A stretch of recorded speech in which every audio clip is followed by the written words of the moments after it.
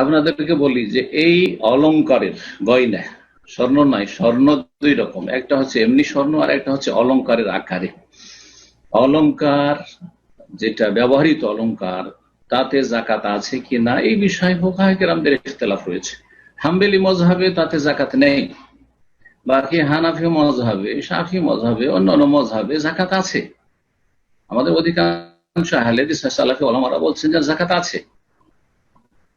তো এখন যারা হাম্বেলি ফতুয়াকে প্রাধান্য দিয়েছে, তাদের কাছে শক্তিশালী সেটাই দলিল দিক থেকে হয়তো হয়েছে, আবার তারা অলংকারে জাকাত দিতে হবে এই মর্মে তারা দলিল শক্তিশালী মনে করছেন না, তারা বলছেন জাকাত দিতে হবে না, যেহেতু সেই স্বর্ণটা ব্যবহার করছে সেটা বাড়বে না, কিছু হবে না ইত্যাদি।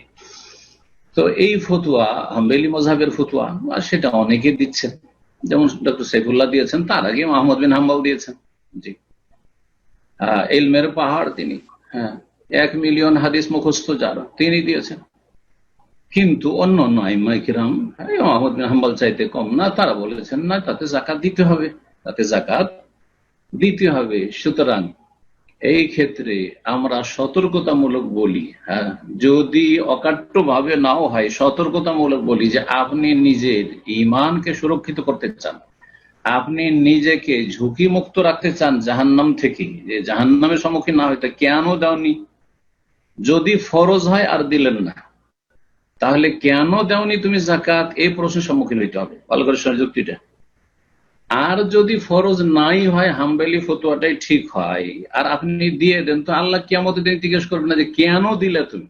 নফল দিলাম, আল্লাহ দিয়েছি, বেশি দিয়েছি, তোমার সন্তুষ্টের জন্য দিয়েছি, জাহান্নামের ভয়ে দিয়েছি, আমি সতর্কতামূলক এহতিয়াত দিয়েছি, সাবধান, আমি দূরে দূরে থাকতে চাই জাহান্নাম থেকে, সেই জন্য দিয়েছি। শাইখ ইবনে বাজ রহমতুল্লাহ, শোনেন তাহলে সৌদি আরবের ঘটনা। এর আগের যে মুফতি ছিলেন এবং পৃথিবীর সবচেয়ে বড় আলেম বিংশ শতাব্দীতে, তিনজন তার সবচেয়ে বড়, শাইখ ইবনে বাজ রহমতুল্লাহ আলাইহি, তিনি বলতেন, তাকে যখন জিজ্ঞাসা করা হইতো, সৌদি আরবের গান মুফতি তিনি, মদিনা ইউনিভার্সিটি তিনি দ্বিতীয়, তিনি ভাইস চ্যান্সেলর, তাকে যখন জিজ্ঞাসা করা হইতো যে গয়নাতে জাকাত আছে, তিনি বলতেন হ্যাঁ জাকাত আছে, জাকাত দিতে হবে, জাকাত ফরজ। কিন্তু বর্তমান যে গ্রান্ড মুফতি শেখ আলী শেখ, শেখ আব্দুল আজিজ আলী শেখ, যে আরাফার হজের খতিব ছিলেন 40 বছর ধরে, তারপরে অসুস্থ হওয়ার কারণে তারপরে 1 বছর থেকে সেটা স্টপ হয়েছে, তিনি স্পষ্ট ভাষা বলছেন জাকাত নেই। তার আগের মুফতি, তার চেয়ে বড় আলেম, তিনি বলছেন জাকাত আছে, এখন যাবেন কোন দিকে? এখন আমি বলবো জাকাত দিতে হবে, সতর্কতা এটি আছে এবং আপনার এতে নিরাপত্তা আছে।